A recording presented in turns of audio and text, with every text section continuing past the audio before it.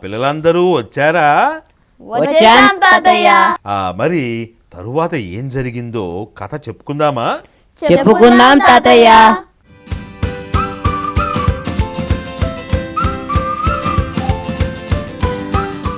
ఇక యావే పేరిట పండుగ చేసుకుందాం అని అన్నాడు. ఇక దాంతో అందరూ ఆ బంగారు దూడ ముందు బలులు అర్పించారు. ఆ తరువాత తింటూ తాగుతూ ఆడుతూ పాడుతూ జాతర చేసుకున్నారు. అంటే మోషే ఇక కిందికి రానే రాడనుకున్నారా తాతయ్య? లేక చనిపోయాడనుకున్నారా? ఏదేమైనా అహరోను పైకి వెళ్ళి చూసుండొచ్చు కదా, లేదా కనీసం దేవుణ్ణి ప్రార్థించి ఏం చేయాలో అడిగి ఉండొచ్చు కదా. మరి ఈ విషయాన్ని మోషే తెలుసుకోలేదా తాతయ్య? అయితే యావే ప్రభువు జరిగిన అనర్థాన్ని చూశాడు. ఇశ్రాయేలీ ప్రజల పిచ్చి చేష్టలకు ఆయనకు కోపం వచ్చింది. మోషేతో జరిగింది చెప్పి వెంటనే కొండ దిగి వెళ్ళమన్నాడు. మాట తప్పిన వారికి దండన విధిస్తానని, ఇక ఉపేక్షించేది లేదని చెప్పమని చెప్పాడు. అయ్యయ్యో, దేవుడి కోపం వస్తే వారు తట్టుకుంటారా? నాశనం అయిపోతారు కదా. మరి మోషే ఇంత కష్టపడి వారిని ఐగుప్తు నుండి విడిపించుకొని వస్తే చివరికి ఇలా జరిగింది ఏంటి తాతయ్య? మోషే కూడా నీలాగే ఆలోచించాడురా ప్రశాంత్. ఈసారికి వారిని క్షమించమని వేడుకున్నాడు. రక్షిస్తానని చెప్పి తెచ్చి శిక్షించాడు చూడు అని ఈ లోకం నిన్ను నన్ను ఆడిపోసుకుంటుంది. కనుక నేను వెళ్ళి వారికి చీవాట్లు పెట్టి బుద్ధి చెబుతాను. వారు బుద్ధి తెచ్చుకొని మన్నింపు కోరితే క్షమించు, లేకుంటే దండించు. ఇంకా కోపం తగ్గకుంటే వారితో పాటు నన్ను నాశనం చెయ్యి అని దేవుణ్ణి బ్రతిమాలుకున్నాడు. మోషే వేడికోలు విని దేవుడు కొంత శాంతించాడు. వెంటనే వెళ్ళి వారిని సరిదిద్దమన్నాడు. మోషే కొండ దిగి వచ్చి వారు తయారు చేసుకుని ఆరాధిస్తున్న బంగారు దూడను కాల్చి మసి చేశాడు. తన చేతిలో ఉన్న దైవ శాసనాల పలకలను విసిరికొట్టాడు. అవి పగిలి ముక్కలైపోయాయి. అహరోను చేత వారు చేయించిన తప్పిదాన్ని ఎత్తి చూపాడు. అప్పుడు దేవుడు మోషేతో ఇలా అన్నాడు, పాపం చేసిన వారి పేర్లు మాత్రమే నా కరుణ నుండి తొలగింపబడతాయి. ఇప్పటి నుండి నా దూత వీరికి మార్గదర్శకత్వం వహిస్తుంది అని అన్నాడు. అప్పుడు పాపం చేసిన వారందరూ అరిష్టాల పాలయ్యారు.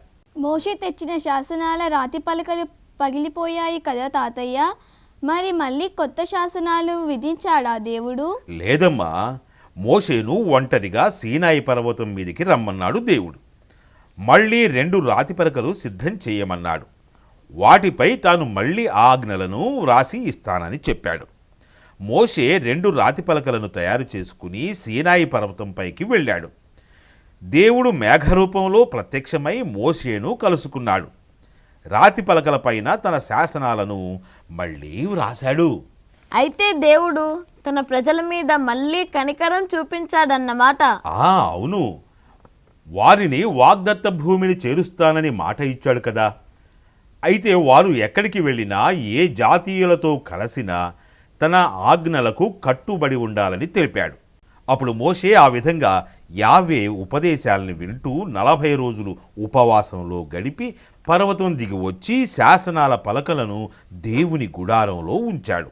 ఆ తరువాత దేవుని ఆజ్ఞలను వివరించి ఇశ్రాయేలీయులు ఆచరించాల్సిన పండుగల గురించి, పాటించవలసిన మత సంప్రదాయాల గురించి, బలులు అర్పించే విధి విధానాల గురించి వివరించాడు. ఇశ్రాయేలీ ప్రజలను యాకోబు కుమారుల పేర్లతో 12 గోత్రాలుగా విభజించి వారి వారి నియమాలను ఎరుకపరిచాడు. లేవి గోత్రస్థులను అర్చకులుగా నియమించి దేవుని వంతు పాలు వారికి చెందుతుందని తెలిపాడు.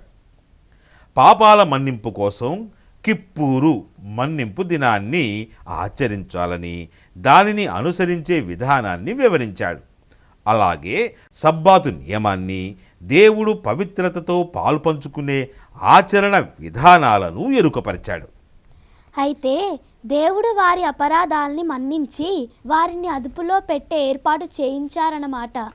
అవును చిటి తల్లి, అలాగే వారిలో 70 మంది ఉత్తముల్ని ఎంపిక చేసి దేవుడు మోషేకు ప్రసాదించిన శక్తిలో వారిని భాగస్థులను చేశాడు. మోషే నాయకత్వ బాధ్యతను వారికి పంచి ఇచ్చాడు. అప్పుడు వారందరూ ప్రవక్తల వలె ప్రవచించసాగారు. మోషే సహచరుడు నూను కుమారుడైన యెహోషువ వారందరూ అలా ప్రవచించడాన్ని అడ్డుకోవాలని భావించాడు. కానీ యావే తన ప్రజలందరూ ప్రవక్తలుగా మారాలని దేవుడు కోరుకుంటున్నారని మోషే అతనికి దేవుని సంకల్పాన్ని విశదపరిచాడు. ఏదేమైనా దేవుడు వారి జీవితాలని క్రమశిక్షణతో ఒక క్రమ పద్ధతిలో ఏర్పాటు చేశారన్నమాట. అవునర్రా, దేవుడు వారినే కాదు, ఆయనను అనుసరించే మనందరం కూడా క్రమశిక్షణలో పవిత్రంగా ఉండాలని, మనమంతా కూడా ప్రవక్తలుగా మారాలని కోరుకుంటున్నాడు. ఇక ఒక క్రమ పద్ధతి ఏర్పడినట్టే కదా తాతయ్య. మరి ఇక వారు వాగ్దత్త భూమిని చేరుకున్నారా? అందరూ కాదు, మధ్యలో చాలా సంఘటనలు జరిగాయి. సరే, యావే అలా వారితో ఉంటూ వారిని సన్మార్గంలో నడిపిస్తూ ఉండగా కొంతకాలం గడిచింది. యావే వారిని నెమ్మదిగా సీనాయి పర్వతం నుండి ముందుకు నడిపించాడు. ఇశ్రాయేలు సంతతికి ఇప్పుడు యావే దూత మేఘం రూపంలో మార్గదర్శకత్వం వహించసాగింది. ఆ మేఘం కదిలినప్పుడు ఇశ్రాయేలీ ప్రజలు దేవుని ఆజ్ఞలున్న ఒడంబడిక పెట్టెను మోస్తూ మేఘాన్ని వెంబడించేవారు. మేఘం ఆగినప్పుడు విడిది చేసేవారు. అలా వారు దాదాపు వాగ్దాన భూమి సమీపాన్ని చేరుకున్నారు. యావే సూచన మేరకు ఆ ప్రాంతాన్ని పరిశీలించి రమ్మని మోషే 12 గోత్రాల నుండి వేగుల వారిగా కొందరు పరిశీలకులను పంపాడు. వారు అక్కడ ప్రజలను పంటలను చూచి వచ్చారు. అది నిజంగా పాలు తేనెలు ప్రవహించే భూమేనని చెప్పారు. కానీ అక్కడ ఉన్న అనాకీయులు మహాదృఢాకాయులు, బలవంతులని, వారిని ఎదుర్కొంటే చావడం ఖాయమని చెప్పారు. ఆ మాటలు విని ఇశ్రాయేలీయులందరూ భయపడ్డారు.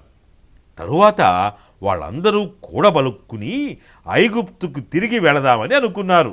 ఏంటి, తిరిగి ఐగుప్తుకు వెళ్ళాలనుకున్నారా? దేవుని వాగ్దానాన్ని, ఒడంబడికను మర్చిపోయారా? మరి మోషే ఏమనలేదా తాతయ్య? వారిని తిరిగి ఐగుప్తుకు వెళ్ళనిచ్చాడా? లేదు. అలా వెళ్ళి వచ్చిన వారిలో యెహోషువ, కాలేబులు కూడా ఉన్నారు. వారు భయపడాల్సిన అవసరం లేదని, దేవుడు ఇచ్చిన మాటను నిలుపుకుంటాడని ధైర్యం చెబుతూ దేవునిపై ప్రగాఢమైన నమ్మకాన్ని వెలుబుచ్చారు. మరి అప్పుడేమైంది తాతయ్య? ఏముందమ్మా, యెహోషువ, కాలేబుల మాటలు వారి చెవికెక్కలేదు. అవసరమైతే మోషేను చంపేసైనా తిరిగి ఐగుప్తుకు వెళ్ళిపోదామని నిశ్చయించుకున్నారు. అప్పుడు యావే దేవుడికి కోపం వచ్చింది. తన పట్ల విశ్వాసం కోల్పోయి తన మాటను ధిక్కరించిన వారెవరూ వాగ్దత్త భూమిని చేరుకోలేరని, కాలేబు, యెహోషువ తప్ప పెద్దలెవరూ వాగ్దత్త భూమిపై అడుగు పెట్టలేరని, వారి సంతతిని మాత్రం అక్కడకు తాను సురక్షితంగా చేరుస్తానని యావే ప్రభువు అన్నాడు.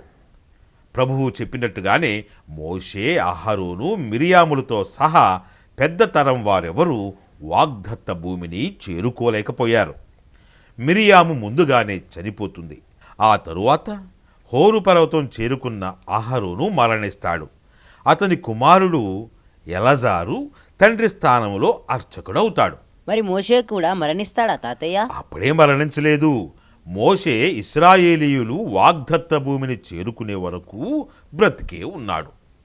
వారిని యావే మాట ప్రకారం ముందుకు నడిపిస్తాడు. ఈలోగా ప్రభువు తనకు మోషేకు వ్యతిరేకంగా మాట్లాడిన వారిని శిక్షించడానికి విషసర్పాలని పంపిస్తాడు. అవి చాలామందిని కాటువేస్తాయి. వారంతా మరణిస్తారు. అప్పుడు వారికి తాము చేసిన తప్పు తెలుస్తుంది. ఆ అరిష్టం నుండి తమను కాపాడమని మోషేను అర్థిస్తారు. మోషే ప్రభువును ప్రార్థిస్తాడు. అప్పుడు యావే మోషేకు కనిపించి ఒక ఇత్తడి సర్పాన్ని తయారు చేసి దానిని శిబిరం మధ్యలో ఒక ఎత్తైన చెక్క గడ మీద ఉంచమని చెప్తాడు. పాము కాటుకు గురైన వారు దానివైపు చూస్తే చావును తప్పించుకుని బ్రతుకుతారు అని చెబుతాడు. మోషే ప్రభువు మాట ప్రకారం ఇత్తడి సర్పాన్ని శిబిరం మధ్యలో ఉంచాడు. దానిని చూచిన వారందరూ చావు నుండి తప్పించుకున్నారు. ఇది మరొక అద్భుతం కదా తాతయ్య. మరి ఆ తర్వాత అందరూ వాగ్దత్త భూమిని చేరుకుంటారా తాతయ్య? అవునమ్మా, ఇదో అద్భుతం. ఆ తరువాత వాళ్ళు వాగ్దత్త భూమికి చేరుకుంటారు. కానీ మధ్యలో ఎంతో మందితో పోరాడవలసి వచ్చింది. అయినప్పటికీ యావే ప్రభువు మోషే నాయకత్వంలో వారిని విజయ పథంలో నడిపించాడు. వరుస విజయాలతో వారు ముందుకు దూసుకుపోయారు. అంటే ఇక వారికి ఎదురే లేదన్నమాట. అవునర్రా, అలా వారు తమకు ఎదురొచ్చిన వారందరినీ ఒక్కొక్కరిని జయించుకుంటూ వాగ్దత్త భూమి వైపు అడుగులు వేశారు. అలా వారి ఎడారి ప్రయాణం 40 సంవత్సరాల పాటు సాగింది. మధ్యలో వారు ఎన్నో అవకతవకలకు పాల్పడినా కరుణామయుడైన యావే వారిపైన కనికరం చూపాడు. వారి పొరపాట్లను ఎప్పటికప్పుడే క్షమిస్తూ వచ్చాడు. ఈలోగా వారి జీవిత విధానాన్ని యావే స్థిరపరచాడు. మోషే ద్వారా వారిని ఒక ప్రత్యేక జాతిగా తీర్చిదిద్ది కొన్ని నియమాలను, ఆజ్ఞలను, ఆచార సాంప్రదాయాలను, కట్టుబాట్లను ఏర్పాటు చేశాడు. ఆ విధంగా మోషే ప్రభువు తనకు అప్పగించిన బాధ్యతలన్నీ పూర్తి చేశాడు. ఇప్పుడు తనకు 120 సంవత్సరాలు. నీళ్ల కోసం బండరాతిపై 2 సార్లు కొట్టిన కారణంగా తనకు వాగ్దత్త భూమిపై కాలు మోపే అదృష్టం లేదని మోషేకు తెలుసు. అందుకే యోర్దాను నది యువతలి తీరం చేరుకోగానే యావే ప్రభువు ఆజ్ఞ ప్రకారంగా యెహోషువను తన స్థానంలో వారసునిగా ప్రకటించాడు. అందరూ ఆ తరువాత అక్కడ ఉన్న నెబో పర్వతాన్ని చేరుకుంటారు. అక్కడకు చేరగానే యావే ప్రభువు ఆ నెబో పర్వతం పైనుండి వాగ్దత్త భూమిని మోషేకు చూపించాడు. మరి తాతయ్య, మోషే వాగ్దత్త భూమిని చేరుకోలేడని అన్నారు. అవునమ్మా, అన్నాను కానీ చూడలేడు అని చెప్పలేదుగా. మోషే కనులారా వాగ్దత్త భూమిని దర్శించుకున్నాడు. ఆ తరువాత మోవాబు ప్రాంతంలోని నెబో పర్వతంపైనే మోషే తృప్తిగా కన్నుమూశాడు.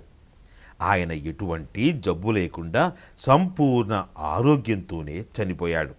ఇక ఆ తరువాత యెహోషువ నాయకత్వంలో ఇశ్రాయేలీయుల సంతతి యోర్దాను నది దాటి అవతల ఉన్న వాగ్దత్త భూమిని చేరుకున్నారు.